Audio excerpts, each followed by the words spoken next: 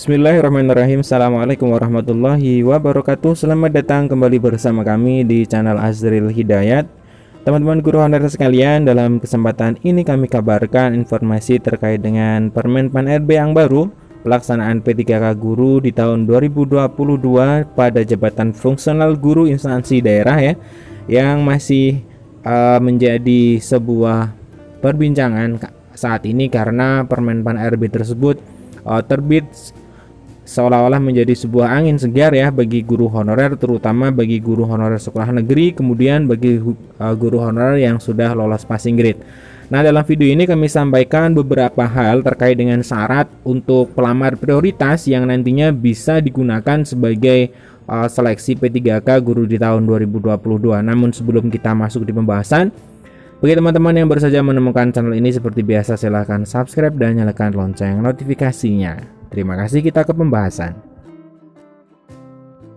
Sambutan dari publik pun sangatlah baik ya, dari guru honorer, seperti pemberitaan yang beredar ya, pelamar prioritas tidak tes lagi, begini kriterianya, ini dari jpnn.com. Kemudian berita mengenai hal ini juga Ketua BKH-PGRI mengatakan ini kejutan luar biasa terhadap rilisnya terbitnya Permen Pan RB nomor 20 tahun 2022 yang sangat menggembirakan. Kemudian berita juga dari pjpnn.com ya, Permen RB tentang pengadaan P3K 2022 terbit, guru lulus PG 2021 dan honorer K2 patut berbahagia. Inilah respon-respon dari publik yang menurut kami sangat menggembirakan ya, sangat mendapat respon positif. Kita tahu bersama dalam Permen Pan RB 20 ada pelamar prioritas ya Bapak Ibu guru. Prioritas pertama yaitu guru THK 2 yang sudah lolos passing grade dalam P3K 2021. Kemudian guru non ASN yang sudah lolos passing grade, artinya honorer sekolah negeri yang non K2 itu yang sudah passing grade 2021. Kemudian lulusan PPG yang memiliki nilai ambang batas pada mencapai ya pada jabatan fungsional guru tahun 2021, dan guru swasta yang memenuhi nilai ambang batas pada seleksi P3K tahun 2021.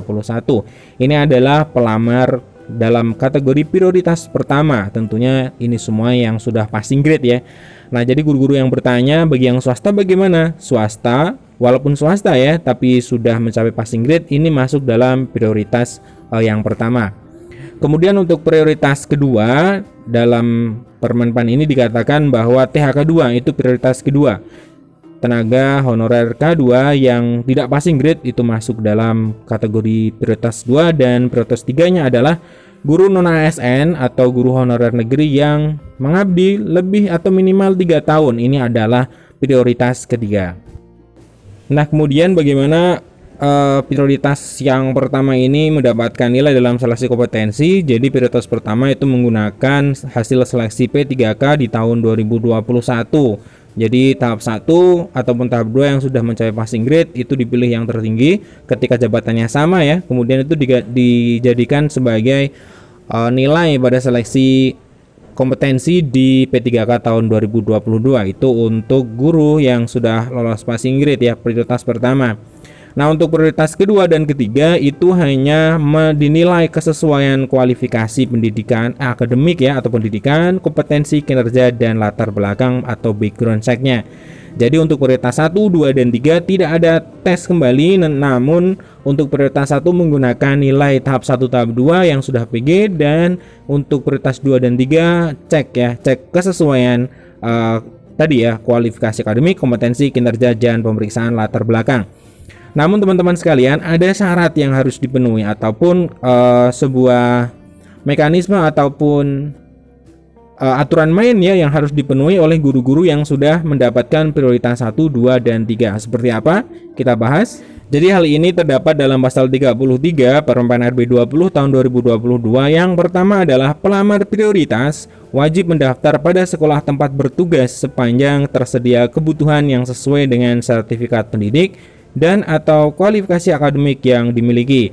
Artinya pelamar prioritas itu harus mendaftar di sekolah induknya jika kualifikasi akademiknya atau sertifikat pendidiknya itu sama dengan jabatan di sekolah tersebut. Ini yang pertama harus dipenuhi. Kemudian Kemudian masih di pasal yang sama di dalam ayat 2-nya, dalam hal tidak tersedia kebutuhan yang sesuai dengan sertifikat pendidik dan atau kualifikasi akademiknya pada sekolah bertugas atau sekolah induk, maka pelamar prioritas dapat mendaftar ke sekolah lain yang masih tersedia kebutuhannya.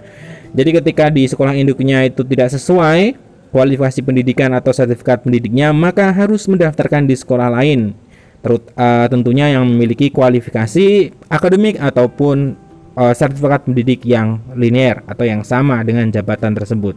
Ini wajib dilakukan. Kemudian yang ketiga, pemilihan sekolah sebagaimana dimaksud dalam ayat 1 dan ayat 2 merupakan keberminatan pelamar untuk memilih tempat bertugas apabila diterima sebagai P3K. Jadi poin ketiga ini maksudnya adalah keberminatan pelamar untuk memilih tempat bertugas apabila diterima sebagai P3K. Nah, untuk yang keempat, keputusan ayat 4 ya maksud kami, keputusan tempat bertugas sebagaimana dimaksud pada ayat 2 ditentukan oleh PPK berdasarkan rekomendasi dari menteri yang menyelenggarakan urusan pemerintahan di bidang pendidikan, kebudayaan, ilmu pengetahuan dan teknologi. Ya, kalau menurut kami adalah Kementerian Pendidikan, Kebudayaan, Riset dan Teknologi ya. Jadi untuk ayat 2 adalah ini ya, ketika pelamar prioritas itu mendaftar ke sekolah lain, itu tempatnya sebagaimana dimaksud itu berdasarkan rekomendasi dari menteri yang menyelenggarakan urusan pemerintahan di bidang pendidikan, kebudayaan, ilmu pengetahuan dan teknologi. Nah, jadi misalkan di sekolah induknya sudah maksud kami tidak ada itu kualifikasinya tidak sesuai dengan jabatan yang ada, maka melamar di sekolah lain.